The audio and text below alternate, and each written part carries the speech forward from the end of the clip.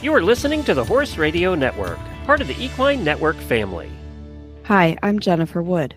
And I'm Jennifer Connor. From Equestrian Businesswomen, and you're listening to Equestrian B2B, the podcast that brings together industry leaders, entrepreneurs, and equestrians for conversations about how they build and sustain a successful business.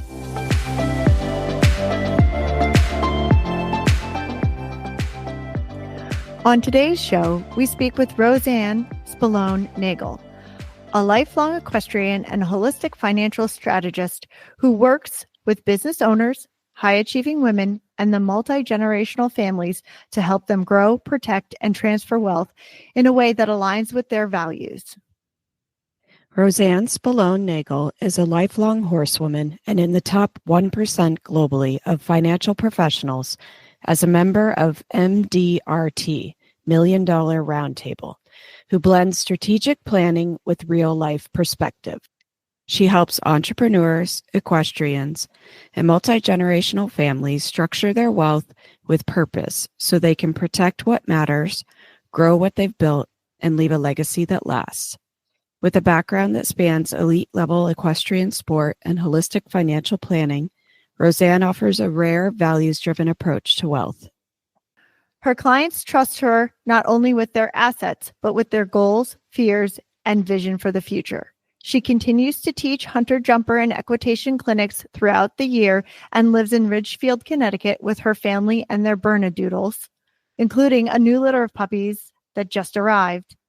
The trust and discipline she brings to the ring reflect her approach to financial planning, focused on long-term vision, meaningful relationships, and lasting legacy. Whether you're building your first safety net or stewarding generational wealth, RoseAnne offers complimentary, no-pressure sessions to help you take the first step with confidence.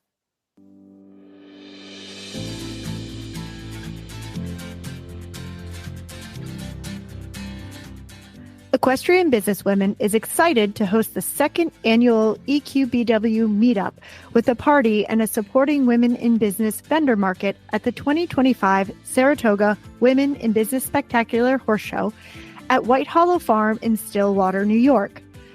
The Saratoga Women in Business Spectacular is the first ever horse show created by women, operated by women, benefiting women's health, and showcasing businesswomen throughout the equestrian industry and beyond. Local and equestrian women-owned businesses are welcome to participate in a vendor market, and everyone is invited to attend the meetup and party free of charge. Don't miss the opportunity to engage in a fun afternoon, support women in business, and watch fantastic competition at the Saratoga Women in Business Spectacular Show. For more information, visit www.saratogahorseshows.com. Hi, we are really excited to have our friend RoseAnne Nagle joining us today to talk about lots of fun things, financial things. And RoseAnne has been one of my best friends for more than 20 years. We groomed together for Ann Krasinski and I've stayed friends ever since.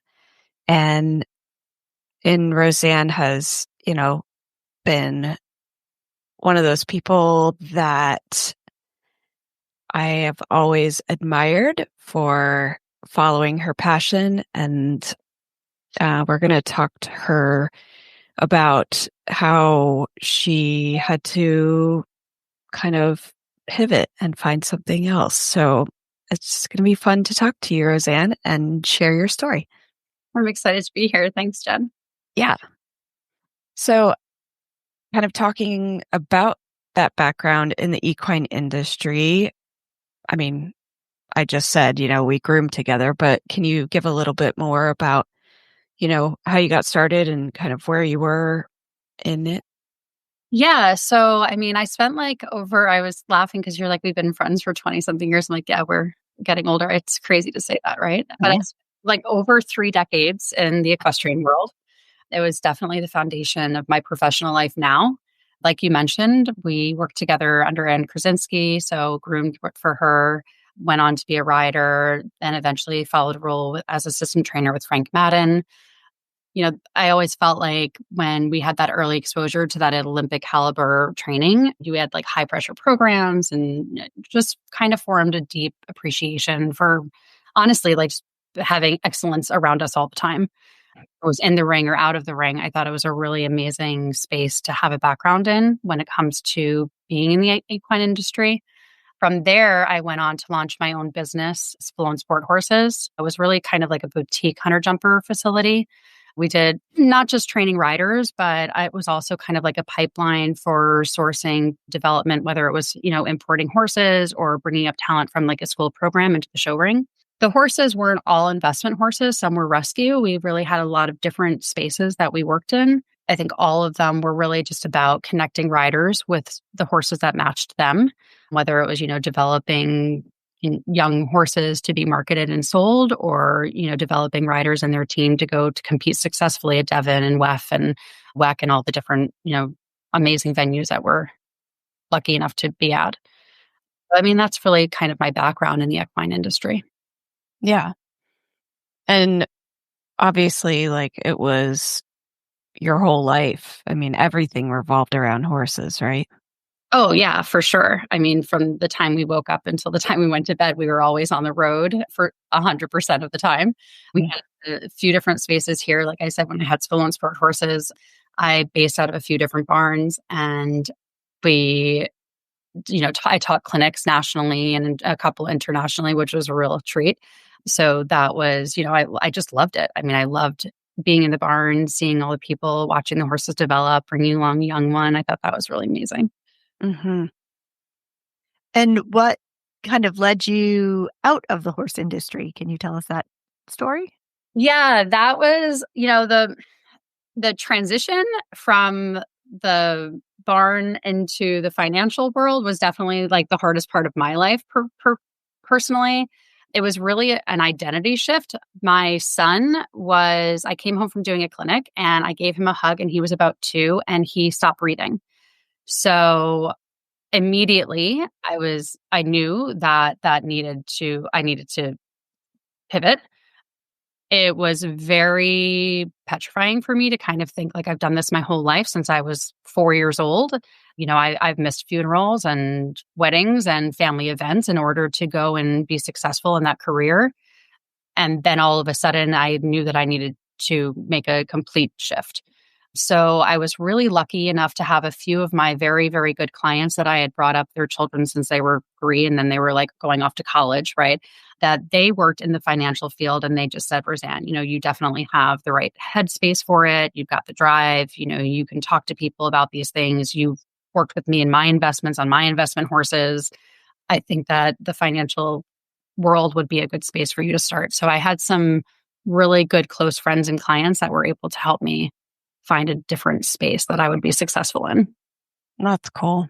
Yeah. And yeah, I can't imagine how scary it was both to have, your son be so highly allergic and have to deal with that and then have to completely change and do it quickly, right? Yeah. So the hardest part, hands down, was definitely the identity shift. Like horses, they weren't just my job. It was my life, my community. It's, as we all know, you talk about like horse language, right? You're having conversation with a horse person. It's only that person that you can talk to. So it was like what I knew how to speak. I'd built that career. Obviously, years and years, built a reputation, which takes a lot in this industry. It's not just anybody when you're like, oh, I'm going to this person. It's really hard to build a good reputation where you have trust, and people would always say like, oh, you're always so nice everywhere we go. And I had trainers come up to me saying like, I was always so approachable and open. And in the equestrian world, that is definitely something that you come across. People are, I think, scared to lose their business. So they shut down a little bit. And being confident in the business that you've built helps one to be open, I feel. So having that identity kind of taken away from me, because I really built it over my business, not just my personal life. It was my personal life. Having that be so suddenly taken away, where I knew that if I went to the barn, I came home, my son was going to stop breathing. Yeah. Yeah, that's so hard. Did it happen more than one time? Or what did you know immediately? It got worse. So we knew he had an allergy because I came home and he had like been covered in hives.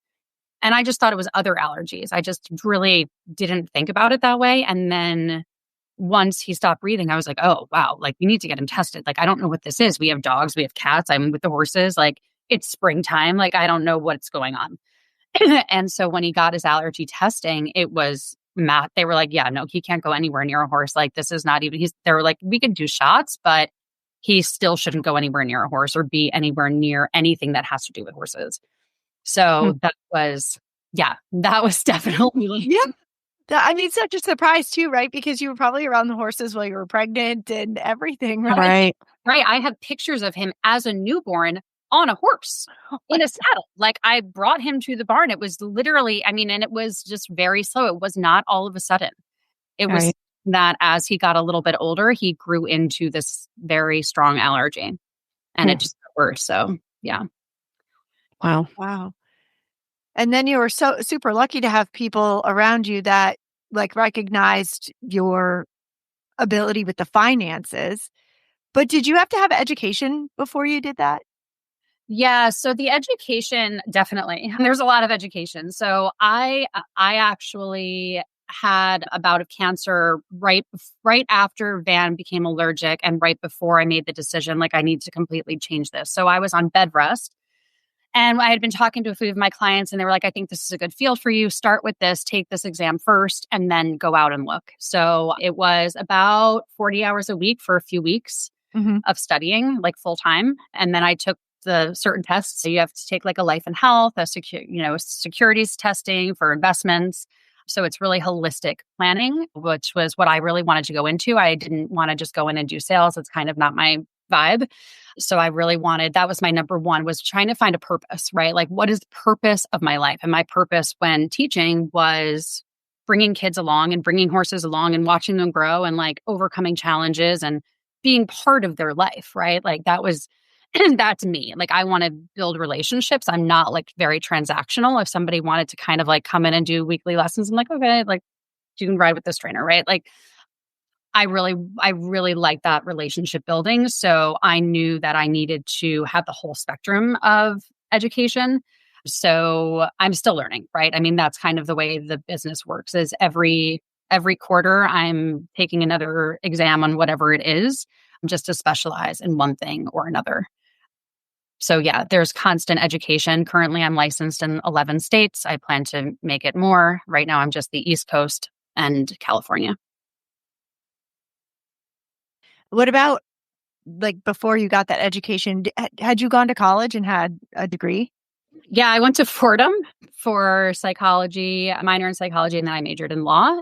But again, I just wanted to build my life around people that were like having goals that were happy. And I felt like that was a very depressive space. A lot of people in that space are not the happiest people to work with every day.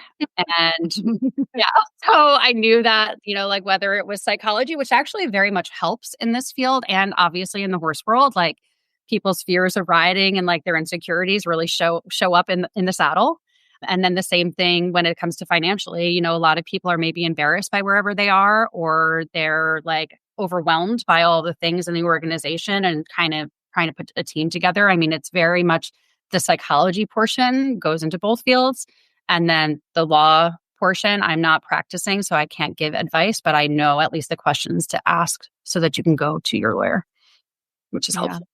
It's funny. I went into college as a psych major and then I switched to business. But yeah, and the whole reason why is because I was like a nutcase as a kid riding. I'd shake and cry and throw up before I went in until I did a thing with a sports psychologist. It helped me tremendously. So that's what I thought I was going to do. And then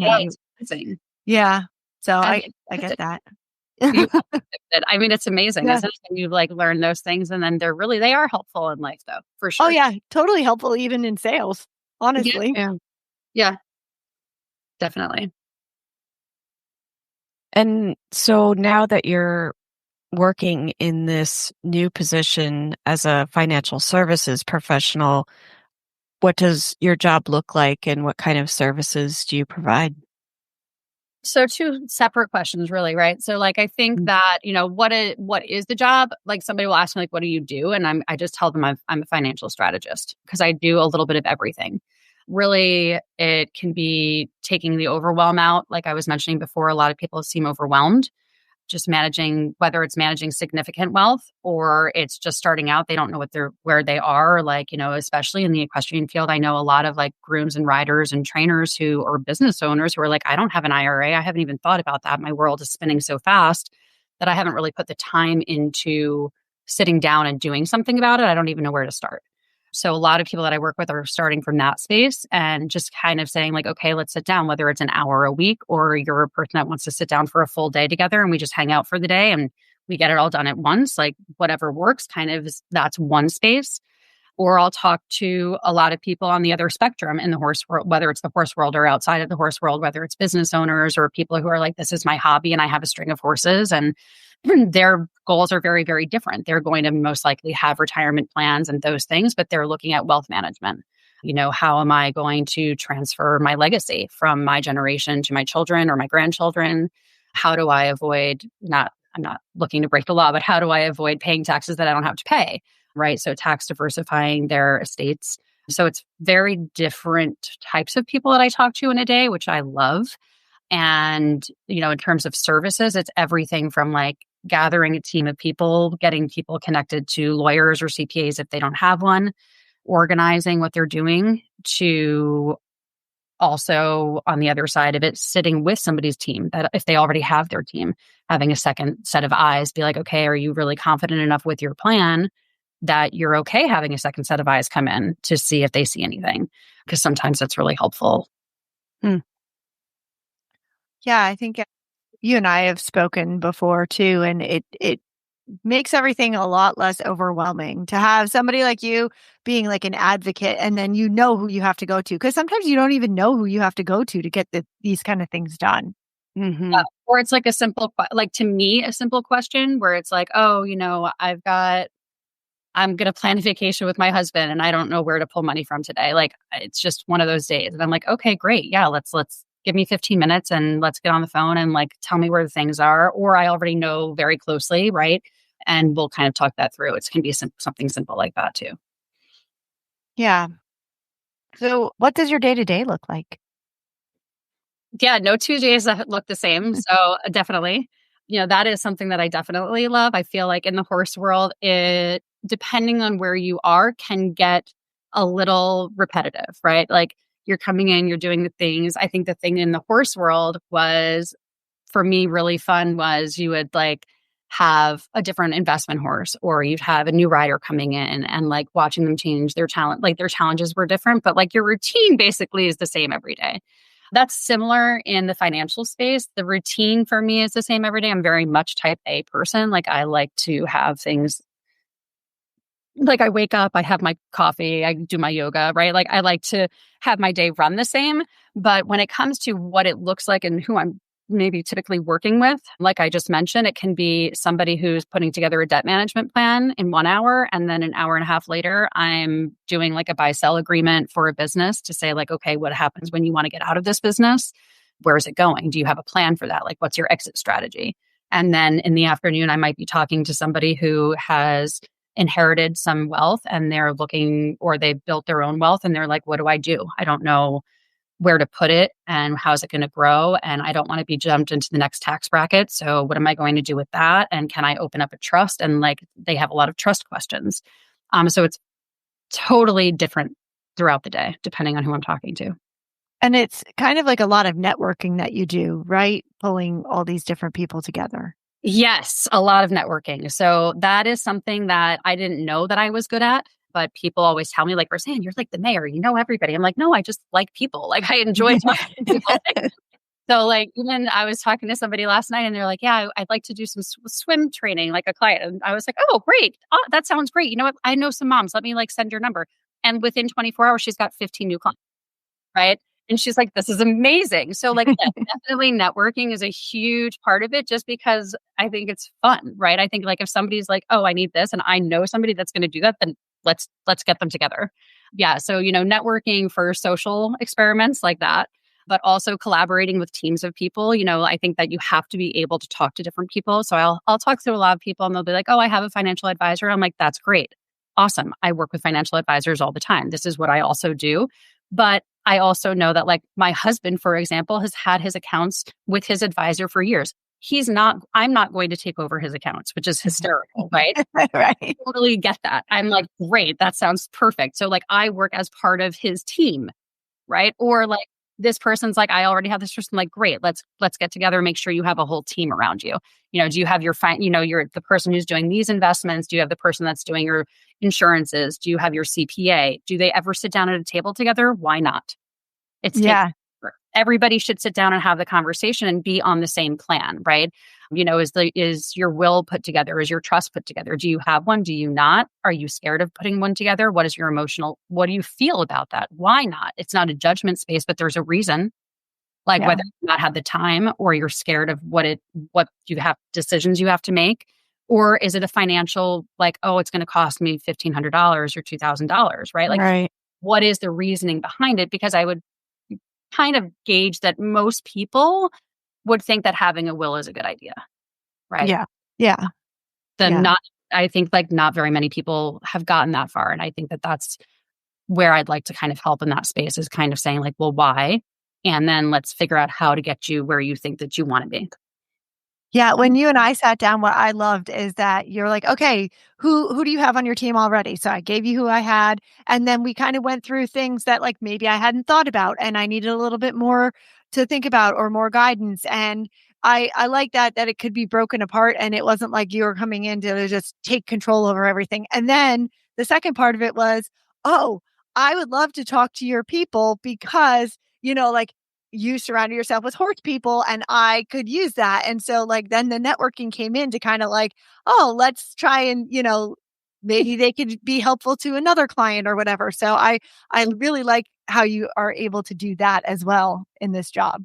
Yeah. I mean, that is the fun part, right? Like I was saying, and like, I call it a social experiment because it is. It's like, okay, well, who do you know and what can they do? And like, I might have somebody that will ask a question. I'm like, oh, I know somebody. I sat down and talked to them last week. Or maybe I had somebody in the past that's asked me, I'm like, you know what, I don't know anybody yet, but if I ever come across somebody, then I'll be sure to reach out. And I'm type A, so I have a list of like. Of course you do. I'm always like, I know somebody, but I can't remember them or what their name was, but I know somebody and it'll come to me eventually. But no, you have a list. Yeah. Okay, so last night. Person, who was it that needed this person? And I'll be like, okay, let me call those people and let them know that I finally found the person. And you don't like sales. What? I mean, like, that's like sales, right? So last night I'm playing golf and I'm at the golf course and there's an apartment complex and some woman was there talking about it. She's like, oh, I wonder what those apartments are like. And I'm like, oh, I had friends that lived there. Let me tell you about it. And it's got this feature and that feature. And I like sold her on moving into this apartment complex that I don't even live in. But my friends were there, had lived there, Oh my gosh. I feel like it's the same. You're like, oh, wait a minute. I know. Wait, oh my God, let me help you. And it is also a little sales. Sorry. Hate to break it to you. Mm-hmm. No, it is for sure. I mean, it is a sales industry. People are like, well, how do you get paid? I'm a fiduciary. I can't charge my clients money. So that is one thing that's for sure. A lot of people can. It's not a side of the business that I'm looking to go into. I like where I am and that I can keep a purposeful space. So yeah, when it comes to like, how do I get paid? I get paid off of referrals. I get paid off of networking. Eventually somebody's going to utilize something that I can give them. And then they will pay, like whether it's, a company that I'm working with, and then that company will pay me on the back end of it. So That's interesting because actually I've had this conversation with somebody before about like, how do you get paid to network? Yeah. Because we do it a lot and this person was very good at connecting people, but it's like, how do you actually get paid to connect people? So it's interesting that that's kind of what you do.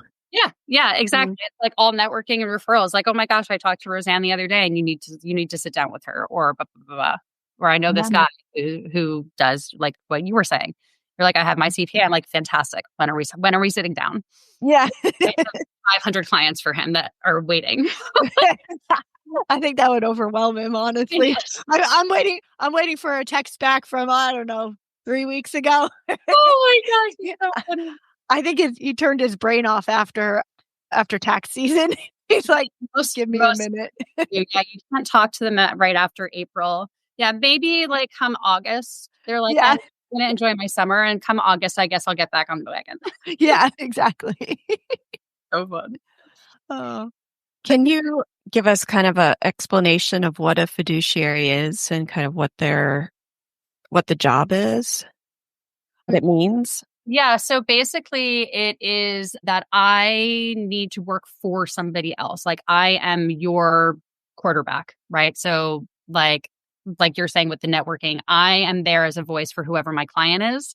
So my job, like let's say there's a company that's like, oh, you should buy this. And I'm like, okay, well, thank you for letting me know that exists. And then I talk to clients and say, like, what is your problem? What is your fear? What is keeping you up at night? Okay, here are a few different solutions. I'm never going to be like, here's the one thing that you should look at.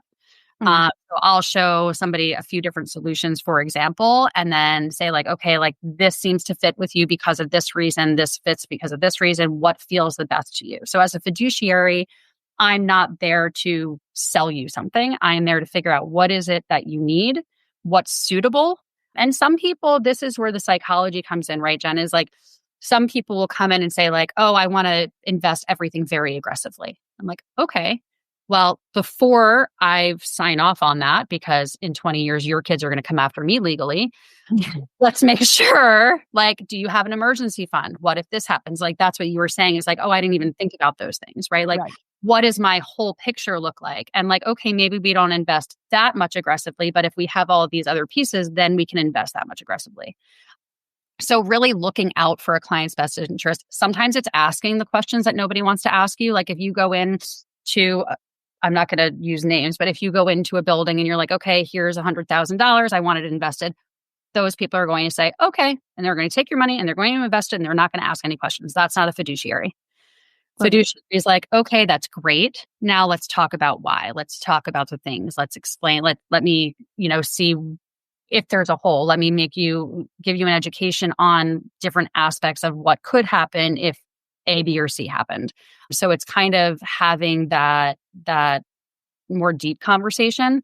Like I know like some clients will come in and they're preparing for their retirement. And then I have to ask the question like, what about your parents? What's their plan? Do they have long-term care or what's their retirement plan? Is there a chance that they could be living with you? That's going to affect your retirement plan, right? So I have to ask certain questions that most people aren't going to ask. And that's kind of like within that fiduciary space, just making sure that your commitment to putting your clients first and being genuine, making sure they're educated. That's really what that's about. And can you, if somebody comes to you and they say, listen, like I have a limited budget, do you give them options like, okay, this is A, B, C, like this price point, that price point, 100%. Yeah. So, I mean, I'll work, like I was saying before, I'll work with somebody who has maybe $20 to put towards their retirement a day. And then somebody else who has $20,000 to put per day, right? Like in the same day. And what I'm going to show them are very, very different.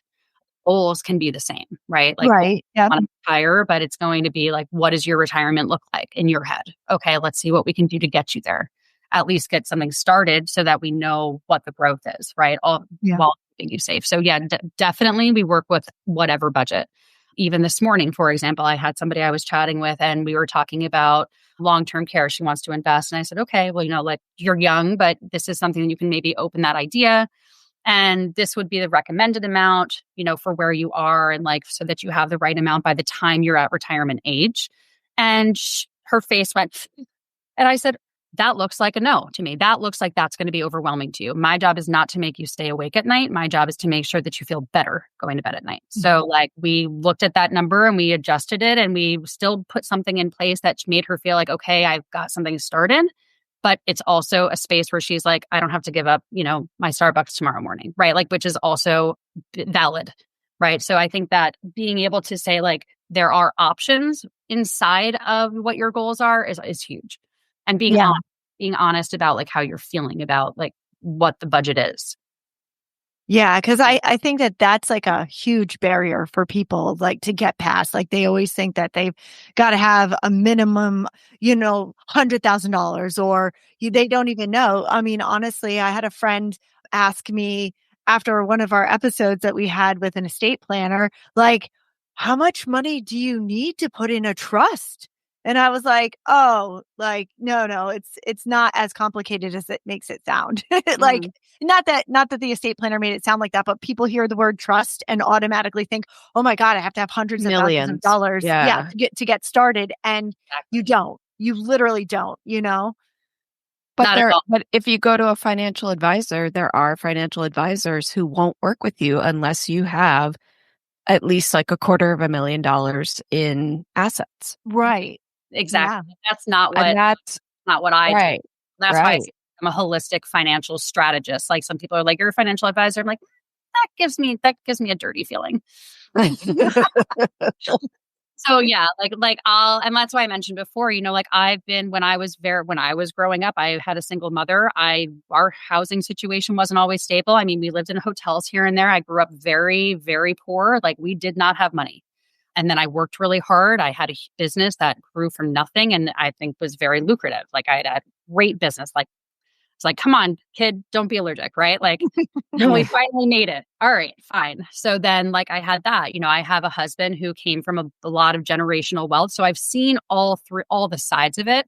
And I think for me, and I think it's different for everybody, for me, my purpose is to help whoever comes into my door, right? And some people are like, oh, I don't have enough money for a financial planner. And I'm like, maybe that's why you need one, right? So, like, yesterday I did a debt management plan with somebody and like, they're like, what, I can't pay. And no, you cannot pay me. Like my time to you is like, what you can do is send me people that refer me. That would be the best payment. Right. So like, again, back to that networking, that's for sure. Like where I hold myself as a purposeful, driven human being is, if there's a groom that walks in my door and he's like, I got this family. I need to send money home to my parents. I don't know what I'm doing. I'm making this. Yes, I have housing and somebody provided me with a car, but like, I don't know what to do. And like, maybe that same business owner, right, who has grooms, they're like, I don't want to lose my guy. So we put together plans and that will help them retain staff in the equestrian and in any world, in any business space, but it also transfers into the equestrian world. Right. Or like maybe that business owner's like, I haven't done any retirement planning or any like disability or long-term care or any of that. Well, if we have your business do it, we can look at having them write it off. Yeah. So it's like also like kind of putting together the things that we are used to. And I think that like having the past in the equestrian world gives me a little bit of an advantage on having that conversation because I know what you're talking about. Yeah. Yeah. So you don't just do it for individuals. You can also help businesses. Yeah. So I do individuals, families, businesses. Exactly. Yeah. Oh, that's awesome. Yeah. So like for businesses, it'll be like on that side of it, for the owners or even inside of the business, we'll do like buy-sell agreements, exit strategies. We can even do plans for employees, like employee health situations and stuff like that. Some of the things that we offer, like some people are like, oh, well, especially in the equestrian world, they're like, oh, well, staff comes and goes. Like we all know this. So I can't, maybe I don't want to offer something for all of my staff. We have things that you can like be picky and choosy on who you offer what, which is helpful. Mm-hmm. Yeah. But sometimes I feel like that's the reason why people move around so much is because they don't get any benefits. Yeah. Exactly. I mean, I stayed at Blue Chip for 12 years because they had great benefits for, working on the farm for everybody, for any groom, and that was important to me to have health insurance and be able to invest in a 401k, So yeah, sometimes I think that helps create loyalty. It's true. Absolutely. Yeah. For sure. And is there kind of a general advice that you would give to equestrians about planning for their future? Advice to give to them? Yeah. Just do something, right? Like I think a lot of times people, like whether they're starting out or they already have it in place, if they're just starting out, talk to somebody. Like I'm sure you guys hopefully will give out my number. Feel free to call me anytime. or somebody in your area, whatever it is, having somebody to talk to just trying to get started is a huge part.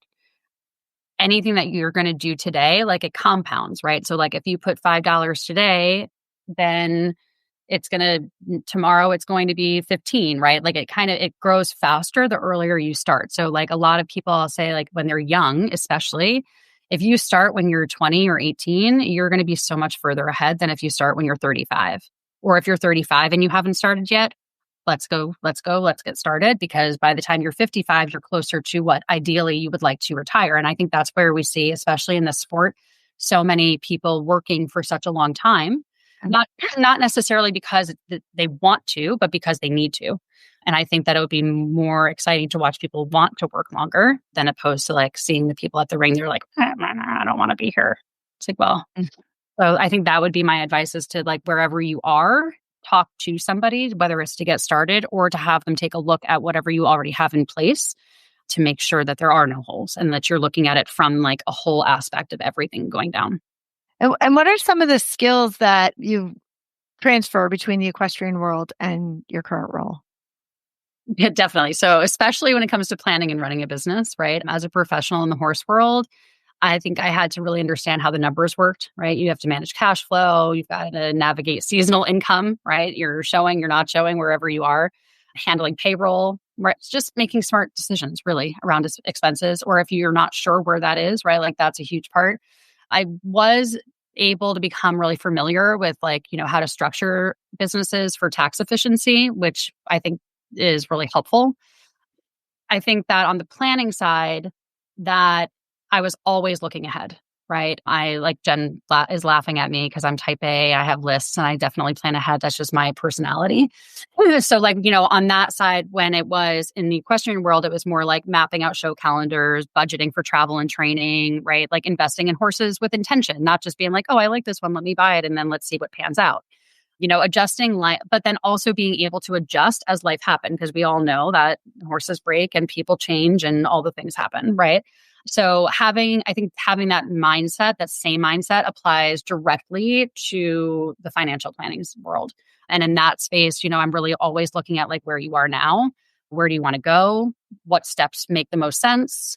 And that can change, right? Like you can have a hiccup tomorrow that wasn't there. And then we sit down again and we say, okay, like, where are we again? Like what are we going to do in order to get there now? Like how are we going to shift things around?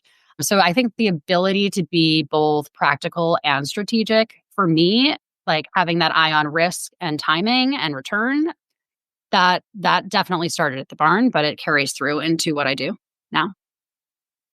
And do you think that this is a job that you could do and stay in the horse industry? I'm not saying as a professional, but like if there was somebody young out there who was looking for a career and kind of had that same kind of mindset to do it, do you think that they could balance doing what you do now and having a horse and riding and competing? Definitely. I think the first 3 years are the most challenging. So I think that like the first 3 years, you have to really build your business in any space, right? Anybody that's starting a new business, the first 3 years are the hardest. And I think that insurance and real estate, I mean, all of it, really. Yeah. So I think that like if you're kind of committed to doing this is one of those careers that you definitely work less the longer you're in it. So those first 3 years are hard. You have to buckle down. You have to take the hits. You have to understand that you're going to have ebbs and flows. So whether you can supplement it with another position, if you're young and looking to do that and stay riding for those first 3 years, then yes. After that, very much, very easy. Like your schedule is your own. You get to pick and choose when you want to do things. Like I travel a lot. I was in Dallas last week. Then I went and did a clinic up in Massachusetts the following week. Then I'm going to Miami next week. Like I travel at least 10 days a month. So I think that it's something that you can do remotely, which is amazing. I do almost all of my calls via Zoom. My older clients who are not necessarily technology, like they're not savvy with technology, I will make it a plan to meet with them in person. That's also a choice, right? So I think that you can kind of create whatever you like in this field, but it is a lot of learning. Every day you have to learn because like laws change every day. Tax laws change, right? Everything changes every day and you have to know what you're talking about. You can't make an assumption that because it was the case 5 years ago, that it's going to be the case today. Yeah, that's what I was going to point out is that whenever we talk, you're like, oh, I have to study for a test. I'm like, oh my gosh, you're still taking tests. That's kind of my norm is I put in probably anywhere from 1 to 2 hours a day, 5 days a week on just learning. And that can be learning for, financial planning. It can be learning for specific things in retirement. It can be learning for something specific in estate planning. It can be learning something specific in like this week. I'm really focusing on some special needs planning for a client.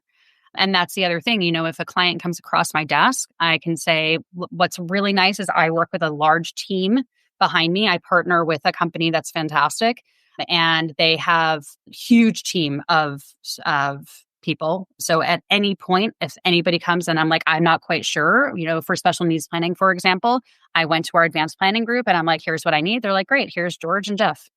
Awesome. And we sit down and we have a conversation. And so it's really great that I get to kind of like pluck experts from different fields. We have estate attorneys on staff. So some people are like, I don't want to pay my lawyer to like go over this and, hours and hours. I'm like, great, let's sit with our lawyers.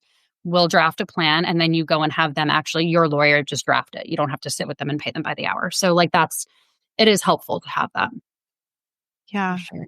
And when you were building your book of business of clients, was it people you knew? Like, how did you get your initial clients? Yeah, so that's funny. So everybody does it differently. I am not great at public speaking. So that's why when we first met, I'm like, this is not on camera or anything, right? I get very nervous. I have to public speak next week, which I'm petrified for. But yeah, so I do no cold calls. I personally just don't have that in me. I do all mine through referrals, networks, people that I know. I just have a conversation like, hey, okay, that's great. Would you sit with me? And like, let me just show you what I do. And most people need something. Most people don't want to talk. Some people are like, and I've had this in my town. I've had a few very close friends that I just kind of thought that they were going to work with me. And they were like, I really do need this, but I don't want to share my personal private finances with my neighbor. And I'm like, I totally get that. So then I refer them to somebody else. Gotcha. So I think that that's really when it comes to how you're building your book of business. It's for me, it's almost all referrals. I've had some, almost all referrals. Wow. That's amazing. Yeah. It's great. Awesome. It's helpful. Yeah. Well, it's been so fun talking to you and learning more about what you do and sharing it with our listeners. And at the end of each episode, we ask these same 4 questions to our guests. And Connor starts with the first. What is your unfair advantage over others? Probably that I grew up in a very difficult household where we were homeless sometimes. So I have that knowledge of what that feels like and being scared to know what if you're going to have a roof over your head, that I built a business from scratch that was successful. So I know what that is. And then I also married into wealth. So I also know that space. So I think that for sure having that range gives me an edge to be able to talk to anybody. And what's something worth fighting for and what is something worth giving up? Something worth fighting for, peace of mind, 100%, whether it's your finances, your family, whatever you want for your future. So making sure you have peace in your head. And then what was something worth giving up? Probably the illusion that doing nothing's safer than making a plan, right? Living in the illusion that you're going to be fine or just self-talking. Yeah. Mm-hmm. What's been your favorite age so far? Honestly, probably right now. I feel pretty grounded. I'm really very clear on my purpose. Just finally giving myself permission to kind of just grow and be who I am without apologizing about it. I think that that's really great. Yeah. Awesome. And who would you recommend as a guest for this podcast? Equestrian business. Have you had Anne? I was thinking about this. Maybe Anne. I think Anne. Yeah. Have you had her on? No, we have talked to her and we just haven't been able to pick a day yet. So okay, we would love to have Anne. I would love to hear what the questions are. I would love to chime in and listen. Yeah. We'll just have you like sneak in at the end and ask your own questions. I'll rapid fire deal. Yeah. Like we have a surprise guest for your rapid fire, Anne. Right. Miracle. Oh. This was amazing. Thank you so much for doing this and inviting me to join. I love this. This was spectacular. Yeah, thank you so much. Thank you. It was great to talk to RoseAnne today and be able to share her story, because I think there are lots of people out there who are either forced or choose to give up a job in the equestrian world and have to figure out how to do something else, when they've probably just done horses for their entire lives. And I think it's important to share stories of people who have successfully found something else to do that they love just as much. Yeah. She seems very fulfilled by this job. Yeah. And it's great that she's been able to transition from the horse industry and also give people an idea of other things that they might be able to explore as careers. Right. And still be able to have horses in their lives. Like she said, this is something, once you get past the building years, that you could easily work horses back into your life. And, but, with the flexibility that you can have with this type of job. But I love that, she's been able to really make this so successful for herself, because I know how hard it was for her to leave a business that,